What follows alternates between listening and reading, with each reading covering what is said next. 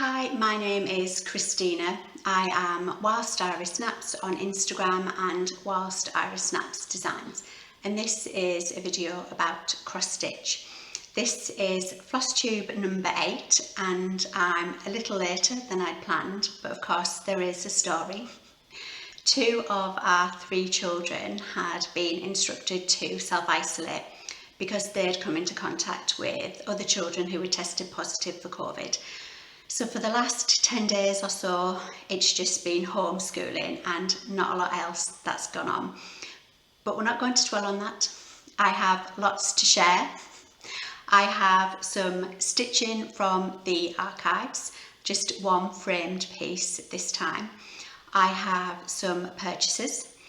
I have some stitching to show that I managed to get done this month. I have a mini WIP parade, and it's all Blackbird Designs today. And I have a new release, Miss Agnes Lyle 1832. So let's get cracking. Stitching from the archives, and I think I'm going to have to stand up for this one because she's huge. There we go. Is that in shot? Yeah. So this is Lavender and Lace Enchanted alphabet, and just look at the colours used in that alphabet. All DMC, of course, long before the days of over-dyed threads. That little girl should have a ribbon attached from her hand to the bunny, but I didn't like the look of it, so I left it out, and now it looks a little odd that she just has her hand in midair.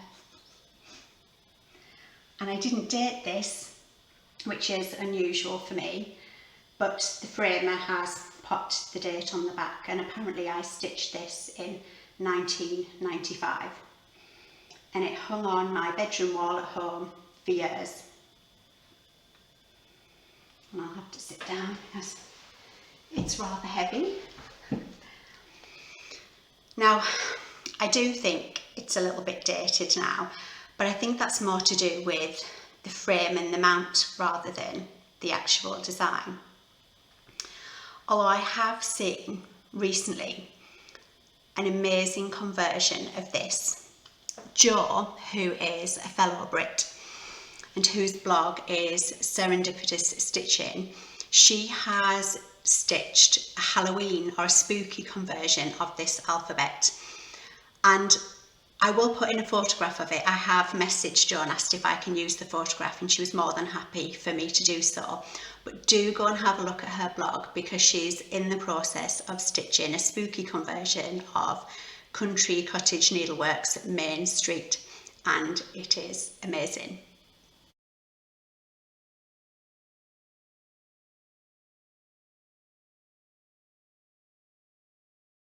Isn't it incredible? And that fabric. I love that Jo has used lots of different elements from other Halloween cross-stitch charts in her conversion, and she says that the moon is an image of the real moon that she ran through pick to pat. So creative. I think it would make a lovely Christmas conversion too. Definitely one to think about in the future when I've got some spare time. Anyway, I will link Jo's blog, Serendipitous Stitching, down below. And now on to purchases. I've been relatively restrained this month. I ordered another project bag from Penelope's Pocket, and it was the strawberries that got me, and then the bicycles on the reverse. A lovely day for a picnic, I think it says. And Sarah very kindly sent one of her thread keeps to match, and also a thread keep to match the project bag that I ordered last month. So thank you so much, Sarah, that was really lovely. A nice surprise to get through the post. And I have also treated myself to some more scissors because one can never have enough. And these are all Kelmscott designs from the Sampler Guild, and I'll link the website below, but I think it is just thesamplerguild.co.uk. I got the pumpkin pair, and this is a pair of scissors that I sent April a few years ago as part of one of our exchanges. Must have been the Halloween exchange, and she said they're not particularly practical, but don't they look great? They'd be a nice prop for future photographs. And these two pairs were kind of inspired by the home learning that we've been doing this week with my son. He's been learning all about William Shakespeare, more specifically Macbeth. And we were looking at the Tudor way of life, and I think it's kind of ignited my love for everything Tudor. So this is a pair called Elizabeth I. Aren't they dinky? And this pair is named Tudor Rose. And when Tom and I were first married, we were living fairly near Hampton Court, so we would visit fairly regularly. And what a place. If you haven't been before, I would highly recommend a visit. It has an atmosphere like I have never experienced before. And finally, the pièce de résistance. I'm going to blame Michelle, Mama Loves You GB, for this, because she messaged me to let me know that she'd got herself a copy of the Fella Needlework Collection Volume 2. And did I want a copy? Yes, please. So she told me to get in touch with Erna Hiscock on Facebook, which I did, and it arrived just a few days later. So thank you, Erna. And I'm trying to be restrained. I'm only reading a chapter a day. I want it to last as long as possible. But there are some beautiful, beautiful samplers in here. And I think there's years and years of reading in this. I'm so pleased I've added it to my collection. So thank you, Michelle.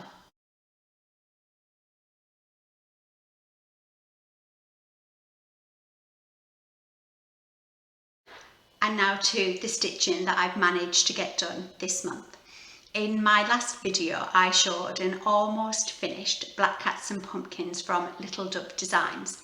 And it was almost finished because I hadn't managed to do the French knots on the toadstools.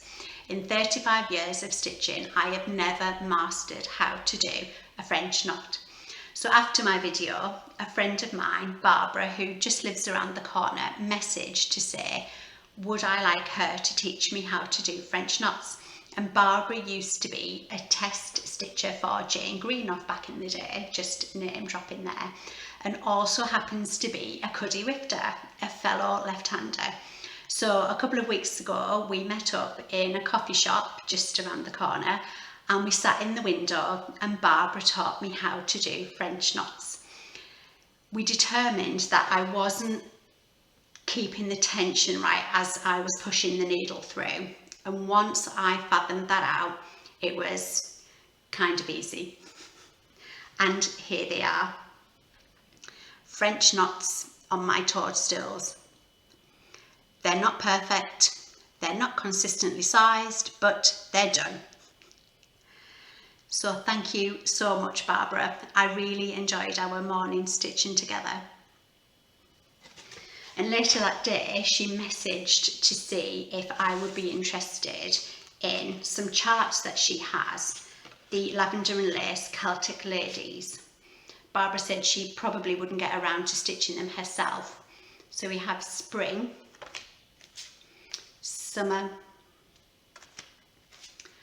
autumn, look at that purple and gold, and winter.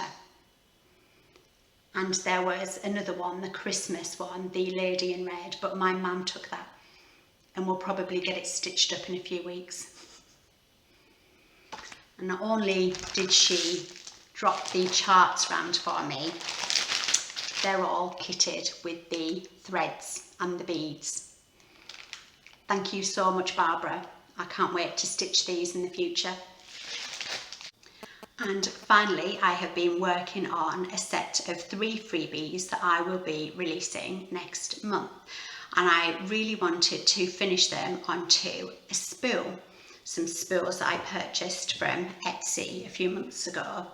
Some smaller spools than I've used in the past. But I also wanted to experiment with different ways of attaching the stitching to the spool. So as you can see, I've used some ribbons. I'll give you a bit of a spin there. This one is called BU. And I stitched some eyelets and then threaded through some 3mm ribbon. Sounds easy, right? It wasn't. It was incredibly fiddly. It doesn't help that the eyelets are stitched on 40 count fabric, so they're very tiny. But oh my goodness, there were a few choice words.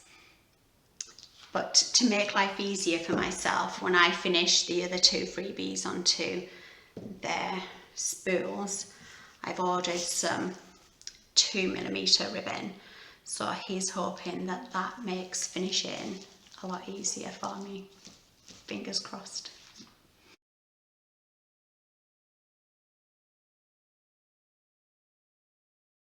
On to my mini whip parade. Like many of you, I was very saddened to hear of the death of Barb from Blackbird Designs. Barb was nothing short of genius when it came to design, colours, textiles, presentation. Every photograph that I've ever seen of Barb, she always looked so stylish.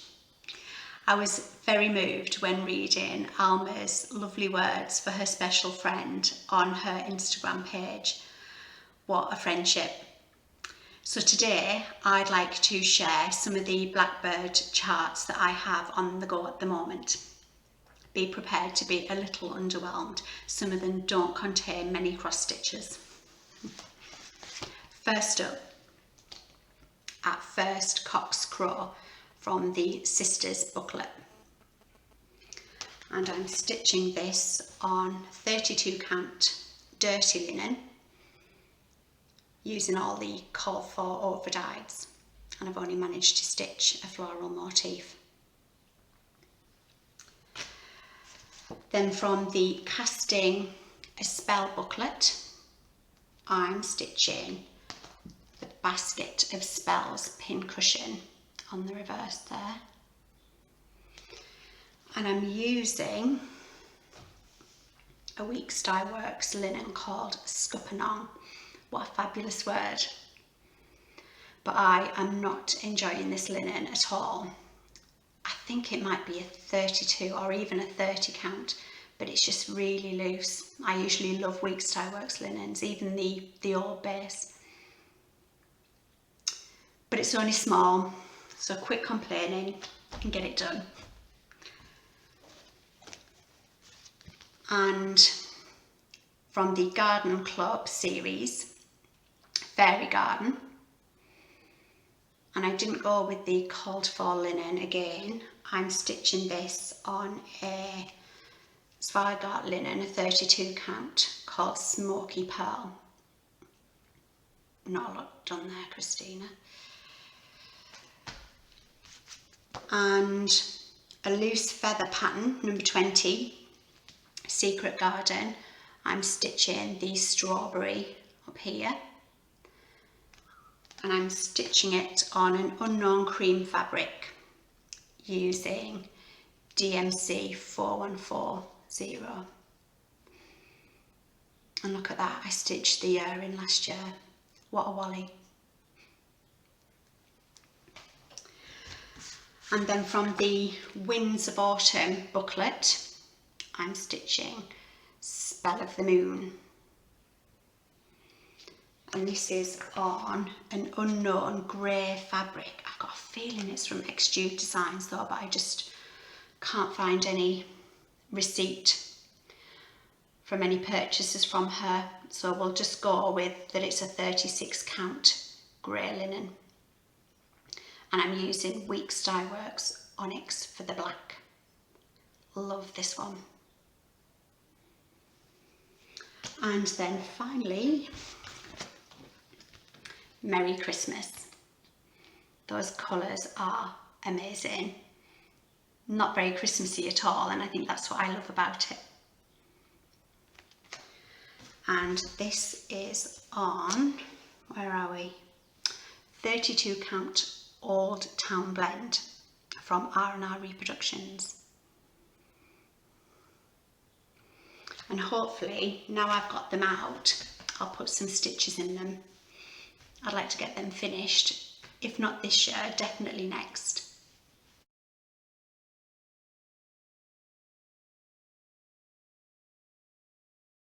And now to my new release, Miss Agnes Lyle 1832. Agnes Lyle sewed this in the year 1832, aged 9 in Glasgow. And this is just my second Scottish reproduction, the first one being Anne Logan. And like Anne, Agnes has chosen spectacular colours for her sampler. That peacock makes me smile every time I look at him, the expression on his face. And I would quite happily move into a house that looked like that. Agnes's parents were both servants in Calvin Grove, which is an affluent area of Glasgow. So I wonder if Agnes chose one of the houses that they worked in as inspiration for the house that she's stitched here on her sampler. And you would think, with all of the family initials that Agnes has provided for me, that researching her history would have been easy. Well, it wasn't. My first port of call when researching a sampler as early as this is usually baptismal records, just because by the 1841 census there's a strong possibility that the stitch is already married and therefore changed her surname, and that's when things become rather tricky.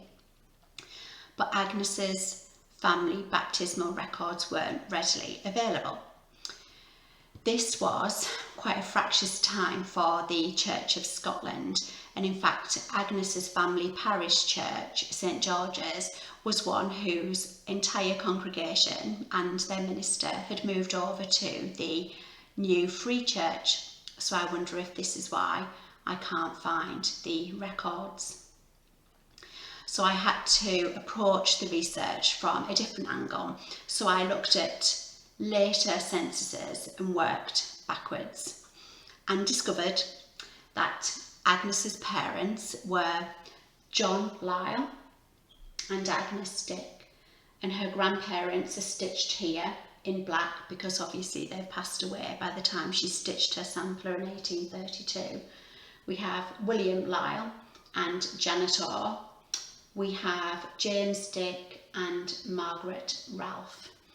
And then Agnes's siblings are here. We have Janet, John, Margaret, and then I was unable to find any records at all for the eldest two siblings. I'm assuming that the eldest was William Lyle and perhaps Isabel Lyle. Now Agnes hasn't stitched her own initials, but she was the youngest of the 6 siblings. So what else can I tell you about young Agnes? Well, she married John Fraser in 1850, and John was by trade a carpenter. Together they had 5 children: Agnes, Annie, John, Margaret and James. Now, as I said, John was a carpenter by trade, but the year after he and Agnes marry, he becomes an inspector of the poor, and by 1861 they've moved some 200 miles north to the Black Isle, and this must be a stark contrast to the city life they left behind in Glasgow. Let me insert a photo of the Black Isle because it looks like a stunning place to live.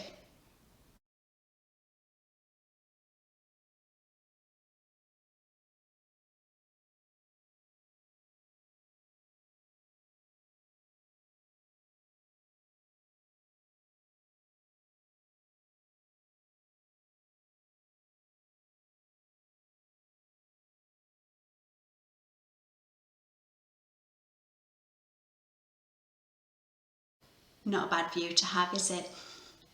The move appears to be a good one and the family thrives. Agnes Jr. would marry a local baker. Annie becomes a governess of a wealthy Inverness family. John is a bookseller and stationer, but would go on to be a newspaper editor and publisher. Margaret marries a doctor named Dr. James Steele Bow, and their youngest, James, becomes a banker. Agnes is widowed before she turns 60. John was some 14 years older than her, but she doesn't move back to Glasgow. She stays put, and she moves into a home just a stone's throw away from the poorhouse that she and John worked at together, called Waterford Cottage. And it's here that she ends her days in 1903, aged 80. And I'll show you her original sampler. I've taken the glass out so we don't have the glare. There's that peacock again. And unfortunately, the sampler has been stuck to the backboard, so I've had to use the colours from the front for my reproduction. And my reproduction was stitched on 36 count Brenda's Brew from R&R Reproductions using Weeks Dye Works threads, but as always I provide a DMC conversion, and I don't think I've ever, in my 30 something years of stitching, ever had to use a pink 3350. The stitch count is 151 by 201, and bizarrely it's exactly the same height as Anne Logan's sampler, so I think they would look stunning together. And the chart is available from my website from today. And on that note, I think it is now 30 degrees outside, which is far too hot for this northerner, so I'm going to call it a day. And thank you once again for watching, and hopefully I'll see you again soon. Bye bye.